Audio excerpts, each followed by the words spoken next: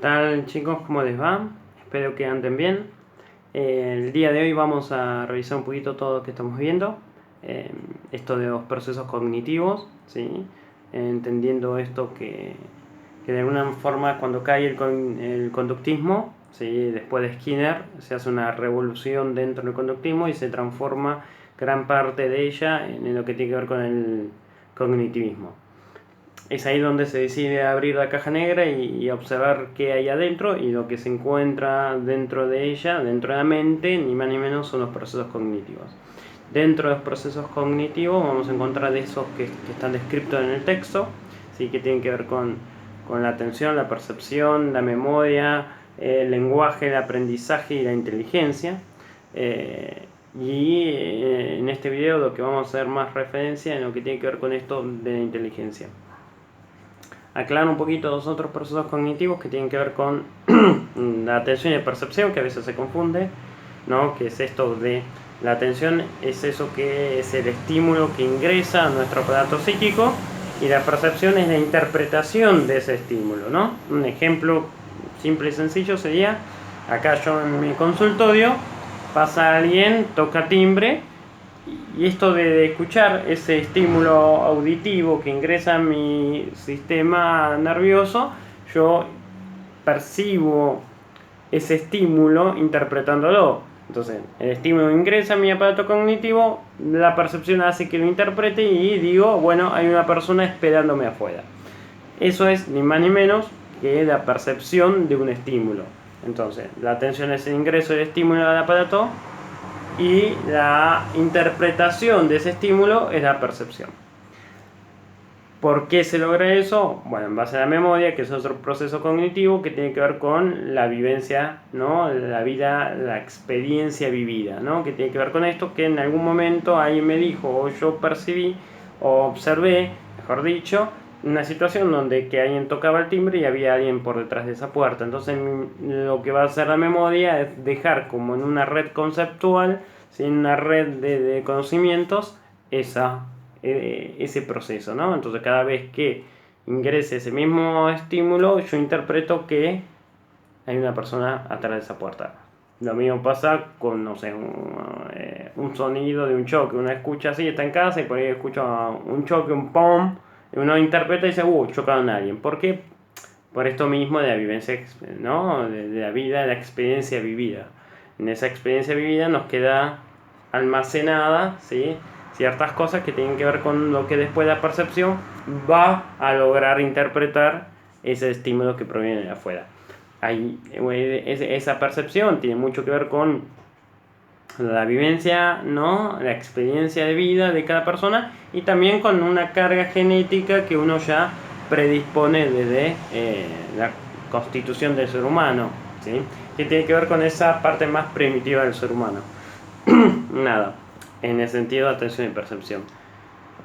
La memoria tiene esto de la recaptación, ¿sí? La fijación, ¿sí? Y la evocación, ¿no? Cuando encontramos a veces cierto tipo de patologías, como por ejemplo la amnesia, ¿no? Una persona que está amnésica es una persona que ha tenido esa pérdida de poder evocar, ¿sí? El recuerdo. No quiere decir que no esté almacenado, simplemente no puede recordar, lo que es distinto.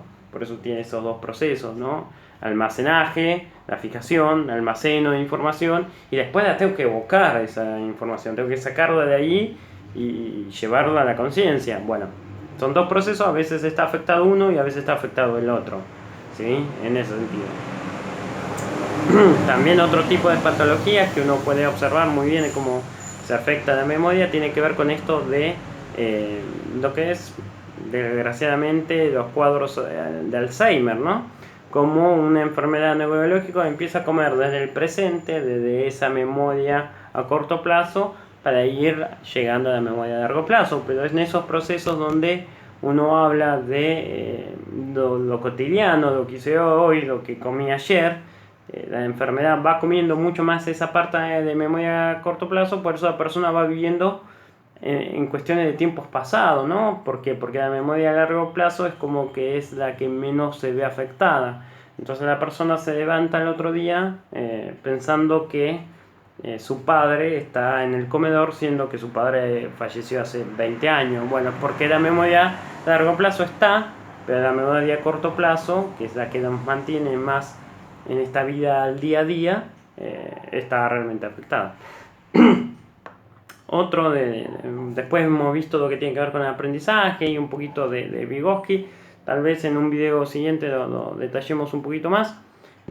Lo que hoy me gustaría hablar es un poquito esto de lo que tiene que ver con inteligencia, ¿sí? Hay un autor de nombre Gardner, ¿sí? El cual hace un par de años atrás, ¿sí?, se consideraba a la inteligencia como un proceso natural que componía de alguna manera dos áreas fundamentales que tenían que ver con la lengua y la matemática, ¿no? Antes uno decía que una persona era inteligente si era bueno en matemática, ¿sí?, o era bueno en lengua, ¿no? De hecho, los test de inteligencia de ese momento se enfocaban mucho en ese tipo, ¿no? En el razonamiento matemático, lógico matemático y en la lingüística.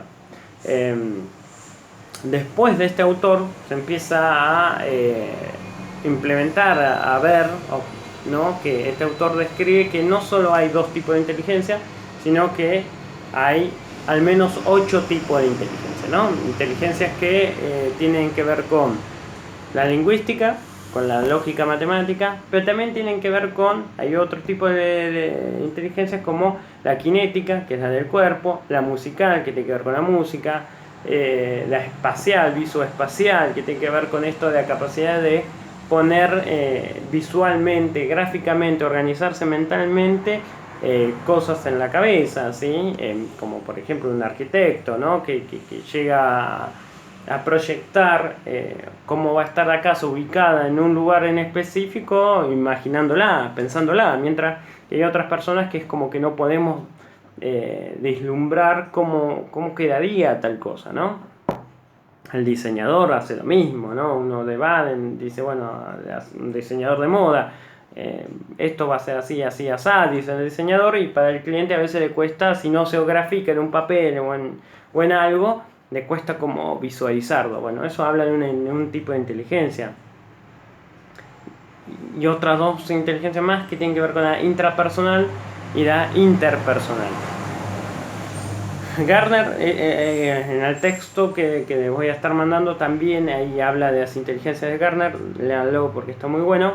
Esto de Gardner es revolucionario porque viene a decir que no solo uno es inteligente, ¿sí?, o genio, como uno comúnmente dice, a las personas que solamente son exitosas en la física y en la química, por ejemplo, sino que va a decir que una persona como por ejemplo Carlitos Tevez es un genio, es un tipo sumamente inteligente. ¿Por qué? Porque va a ser sumamente inteligente en el tipo de inteligencia cinética, ¿no?, del deporte, en la movilidad, ¿no?, la psicometricidad fina y gruesa, la fina la escritura, la gruesa la de los movimientos más grotescos que tienen que ver con el pie, la mano, pero más grotesco, ¿no?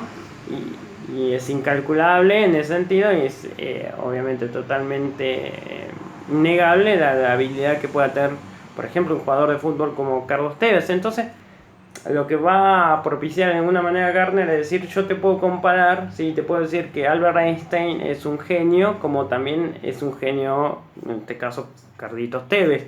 Los dos tienen una actividad, ¿sí?, intelectual muy alta, muy desarrollada en un tipo de inteligencia, ¿no? Albert Einstein en lo que tiene que ver con la lógica y la matemática, pero por ahí es muy malo jugando a la pelota, mientras que Carlitos Tevez es muy bueno jugando a la pelota, pero es muy malo en el resto de las cosas. Bueno, es esto de que Gardner introduce esto, ¿no? Y eso genera un cambio, un clic en toda la sociedad, en todo lo que es el mundo científico, inclusive en la educación también, ¿no? Hemos hablado tiempo atrás de esto de, o lo hemos pensado, mejor dicho, esto de cómo el conductismo repercutió en lo que tiene que ver con la educación. Bueno, Gardner le va a dar como esta salida, ¿no? Es decir, bueno, el chico no solamente va a ser bueno y malo en ciertas cosas, no solamente hay que pensar en estímulos y respuestas, no solamente hay que pensar en el tema de recompensas o castigos, sino hay que ver que el chico tiene una inteligencia, ¿sí?, que va a ser diferente a la del otro. Entonces, si yo tengo 30 chicos en el aula, voy a tener 30 tipos de diferentes tipos de inteligencia, ¿no? Entonces es ahí donde hay muchos colegios, sobre todo por ahí en otros países, acá es un poco más complicado encontrarlos, aunque los hay, donde tienen un sistema diferente, ¿no? Donde tienen que cumplir una cantidad de carga horaria básica para todas las materias y después van eligiendo materias donde les va a dar más carga horaria, ¿sí? O eligen hacer ciertas materias y ciertas no, ¿sí? En ese sentido funciona como un estilo de taller o algo por el estilo, donde en Estados Unidos se utiliza mucho esto, donde el chico elige qué materias va a cursar, ¿sí?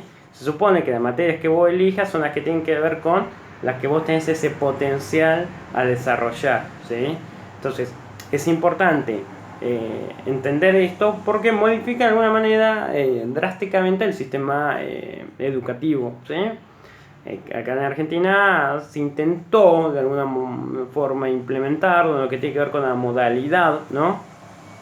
Esto de que si uno tiene en economía o ciencias naturales o ciencias sociales o lo que fuese, bueno, es un intento de eso, un intento de que el chico, si es bueno para la matemática, vaya a un colegio que tenga un bachillerato con experiencia en economía. Si es un chico que tiene mayor inteligencia en lo que tiene que ver con la lingüística, bueno, que vaya a un bachillerato que tiene que ver con, que salga, ¿no?, en ese sentido, con experiencia en sociales. Entonces, la idea de implementar a Gardner en la Argentina se ocupó de esa forma, se formó de esa forma, se implementó de esa forma.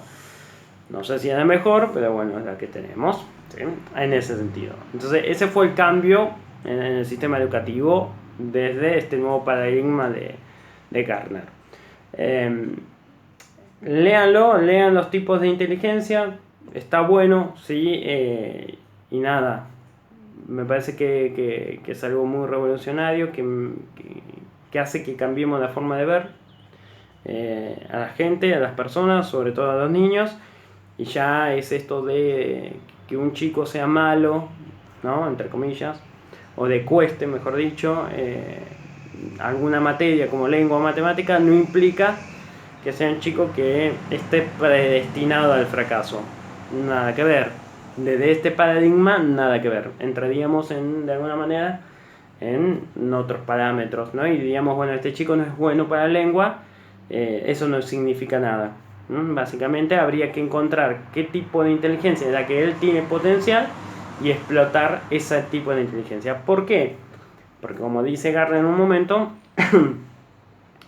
la sociedad, el mundo globalizado, necesitamos todos los tipos de inteligencia. Entonces yo no necesito que toda la población mundial sea buena en lógica matemática, porque necesito también los otros tipos de inteligencia, los otros tipos de disciplinas que se desprenden de esa inteligencia, ¿sí? Nada, después por ahí se dificulta un poquito esto de inteligencia interpersonal, intrapersonal, ¿sí? Interpersonal es la capacidad de poder verse a sí mismo, es intrapersonal, o sea, intra de uno, y la interpersonal es la capacidad de hacer empatía, de poder percibir al otro, de poder entender, comprender al otro, ¿sí? De esas dos, Gardner no lo dice, hay otro autor que dice que de esas dos se desprende lo que se va a conocer como inteligencia emocional. Esa persona que tiene esa capacidad de poder reflexionar sobre sí mismo y poder entender al otro y manejarse emocionalmente más sólido o menos sólido, ¿sí? Varios autores toman eso y hablan mucho de eso de inteligencia emocional, que en un momento fue bastante conocido, después como que se perdió, pero estuvo ahí. No menciona a Gardner, pero hay otros que lo toman de Gardner. Eso es la idea, ¿sí?, de lo que más o menos lean en esto, ¿sí? Más adelante vamos a tratar de coordinar, ¿sí?, algunas clases, no todas, pero algunas clases en Zoom, ¿sí?, o en alguna de ese tipo de aplicaciones, así podemos tener algunas clases más que nada de debate y aclaratorias, ¿sí? Viendo que todo esto de la cuarentena se está extendiendo mucho más de lo que yo pensaba, vamos a tratar de coordinar un horario, ¿sí? Y alguna fecha en especial para hacer una clase por Zoom y que ustedes puedan tener y yo pueda tener este feedback, ¿no? Y puedan comunicarme qué es lo que está quedando ahí en el tintero y no se está entendiendo. Y al mismo tiempo para poder dar lo que tiene que ver con psicoanálisis, que es mucho más complejo, más profundo, y me gustaría que fuese un poco más dinámico que lo que estamos teniendo en este momento. Pero bueno, me estoy ayornando también con esto de la tecnología, no soy una persona que realmente está muy abocada a eso, ¿sí? Más que mail no he mandado en mi vida, ¿sí? Tampoco lo he necesitado, pero bueno, hay que adaptarse a este momento, entonces estoy viendo, mejor dicho, eso, y ya les voy a hacer las consultas a ustedes y después más adelante si para coordinar un encuentro virtual en ese sentido. ¿Estamos? Nada, le mando un saludo grande y espero que estén bien y ande todo bien, ¿sí? Hasta luego.